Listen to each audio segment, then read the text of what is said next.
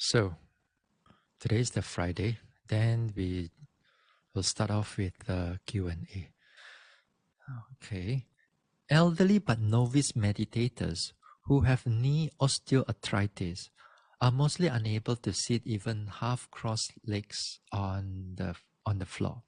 Usually we have to sit on a chair or with legs half outstretched on the floor. Will this hinder our progress in meditation, thus rendering us being unable to reach higher levels? Or, to put it simply, can we sit on a chair to meditate? Okay. Let's. 2. Is proficiency in meditation a must in realizing Nibbana? Yeah, number 2, simple answer, yes. Well, we'll discuss it a little bit more. Huh? Okay, let's go back to number 1 now. Elderly yogis, elderly meditators, elderly novice meditator. So, can you sit on a chair to meditate or not? Okay. Now, of course, in a certain situation, when you cannot sit on the chair, then you want to meditate, by all means sit on a chair. Huh? But if you can still sit on the floor, it will be better to sit on the floor. It would be better. Now, I've seen some yogis, some, not all, some yogis who have this knees cannot bend.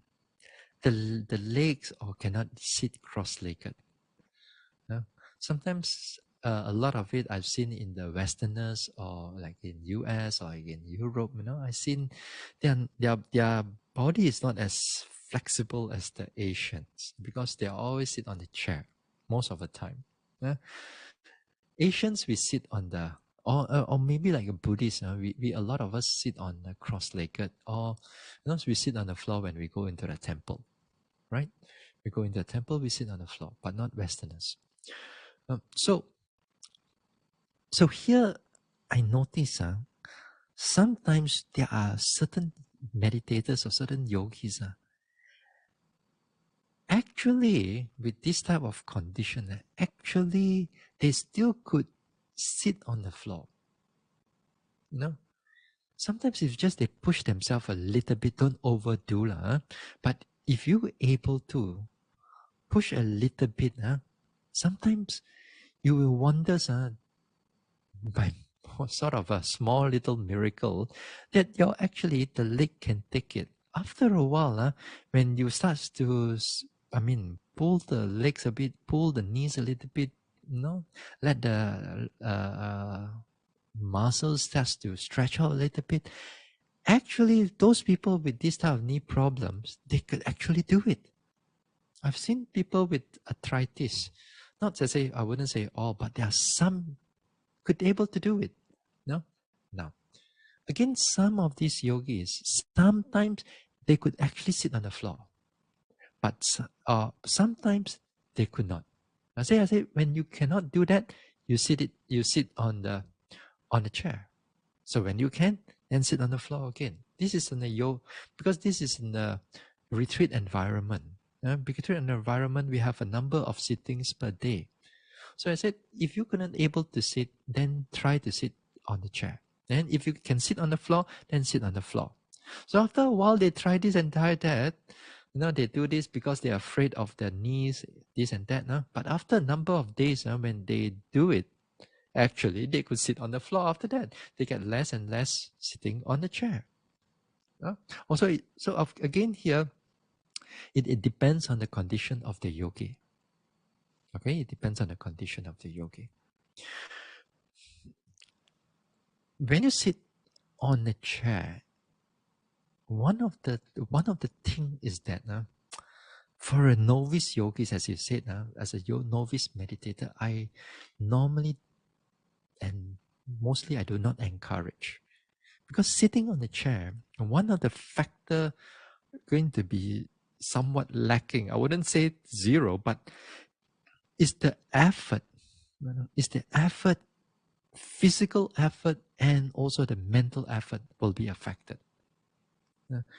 So the physical effort, because you tend to sometimes you sit on a chair and then there's a bag, you tend to lean down on it, you tend to lean down, and then after that, energy also gone. Then you'll be sleeping on the chair. So that also is not good. Now, if I recommend, if you need to sit on the chair, sit on the chair without a back, if you can. You sit on the chair without a back, so that you sit to kind of like you force the body in order to keep it erect.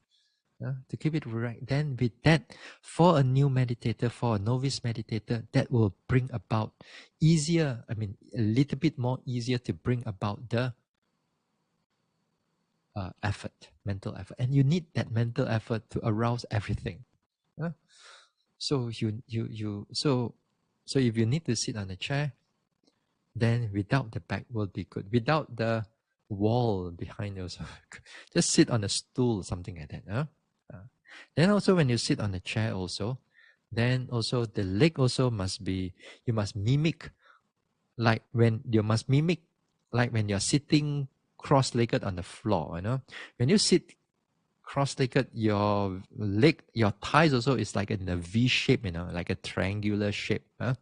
So you have to, when you sit on the chair also, you must not keep the thighs parallel, but you must spread out a little bit in like a V shape, So for sometimes for ladies, they put a towel there. So it's good. Yeah. So because of that V shape, sometimes it gives the body more stability, and stability is it's needed also in the sitting meditation, especially when you're sleepy. You try to sit straight-legged, and then when you're sleepy and see, it's easier for you to fall, and then you get worse and so on. So try not to. Um, so if you can, if the meditator can sit on the floor first. Try here, try there. Cannot really, tak boleh, then only you sit on the chair. But don't get attached to the chair. Okay? Don't get attached to the chair.